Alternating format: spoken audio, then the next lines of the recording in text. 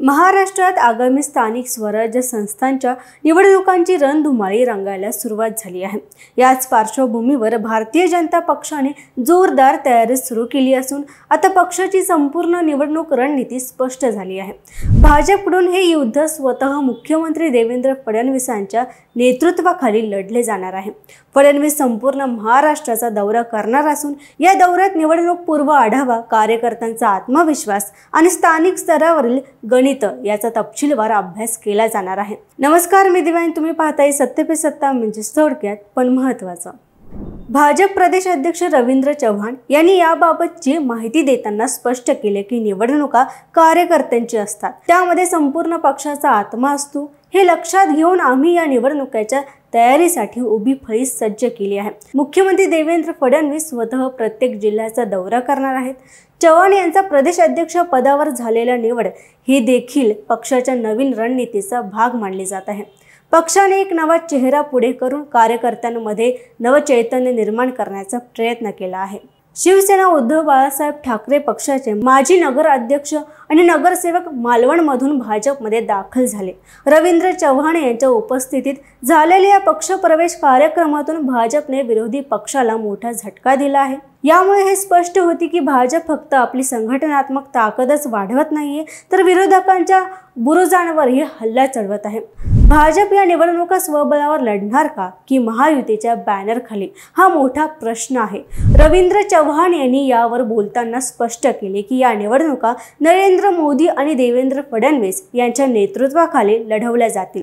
स्वबळावर लढणं ही बाब पक्ष अंतर्गत निर्णयाचा विषय आहे, परंतु कोणत्याही स्थितीत भाजप सज्ज आहे हे वक्तव्य भाजपच्या आत्मविश्वासाचा आणि आक्रमक भूमिकेचा पुरावा आहे। मुख्यमंत्री देवेंद्र फडणवीस यांच्या दौऱ्याचा आराखडा पक्षाकडून आखण्यात आला आहे। या दौऱ्यात फडणवीस विविध जिल्ह्यातील स्थानिक कार्यकर्त्यांशी संवाद साधणार आहेत। यांच्या अडचणी, अपेक्षा, रणनीती व कार्यशैली याचा आढावा घेतला जाईल। त्याचबरोबर प्रत्येक जिल्ह्यातील राजकीय गणित, प्रस्थापित नेत्यांची स्थिती, मतदारसंघातील वातावरण यावर सखोल चर्चा केली जाणार आहे। यामध्ये स्थानिक नेत्यांना बळकटी देणं, मतदारांशी थेट संवाद साधणं आणि भाजपचे धोरण सांगणं या 3 टप्प्यात हे दौरे पार पडतील। पंतप्रधान नरेंद्र मोदी आणि मुख्यमंत्री देवेंद्र फडणवीस यांच्या नेतृत्वाखाली महाराष्ट्र वेगाने प्रगती करत आहे। फडणवीसांवर राज्यातील जनतेचा गाढ विश्वास आहे, असं रवींद्र चव्हाण यांनी ठामपणे म्हटलं। गेल्या काही वर्षात फडणवीस यांनी प्रशासन, कायदा सुव्यवस्था आणि विकास या तिन्ही आघाड्यांवर कामगिरी करून दाखवली आहे। त्यामुळे त्यांची प्रतिमा केवळ एक राजकारणी नेते म्हणून नाही, तर विकासाचा चेहरा म्हणून लोकांच्या मनात बळकट झाले आहे।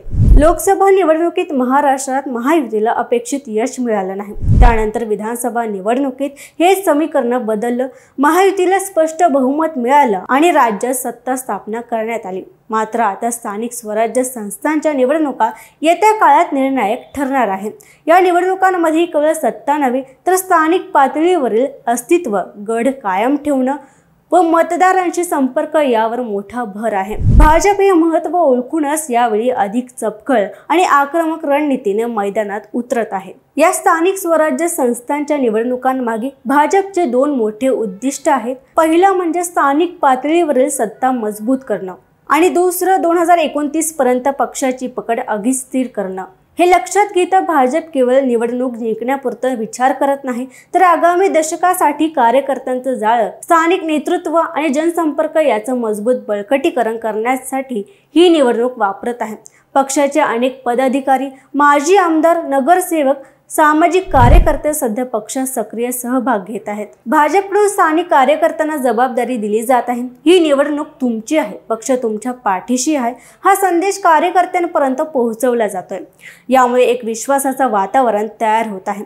या पार्श्वभूमीवर एक गोष्ट स्पष्ट होते, भाजप यावेळी कोणतीही लढाई ठेवणार नाही। स्वबळ, नेतृत्व, रणनीती आणि जनतेच्या विश्वासाच्या बळावर भाजप पूर्ण ताकदीने निवडणुकीत उतरणार आहे आणि या लढाईचं नेतृत्व स्वतः देवेंद्र फडणवीस करत असल्याने ही निवडणूक भाजपसाठी केवळ सत्ता मिळवण्याचं माध्यम नाही, तर पक्षाचं नेतृत्व सिद्ध करण्याची एक संधीही ठरणार आहे। यावर तुम्हाला काय वाटतं आम्हाला कमेंटमध्ये नक्की कळवा आणि पाहत राहा सत्य पे सत्ता, म्हणजे थोडक्यात पण महत्त्वाचं। आणि आमच्या चॅनलला सबस्क्राइब करायला विसरू नका। लग्न ठरलंय ना तुझं? आणि हे काय? अगं मला PCODचा त्रास आहे, कधीतरी हे सासरी कळेलच ना। मग त्याच्यामुळे मुलं होण्यात अडचण येते ना. एकतर PCOD इतका गंभीर आजार नाहीच आहे आणि त्यावर सोपा उपाय आहे. आपल्या ईशाला लग्नाआधी असाच त्रास होता.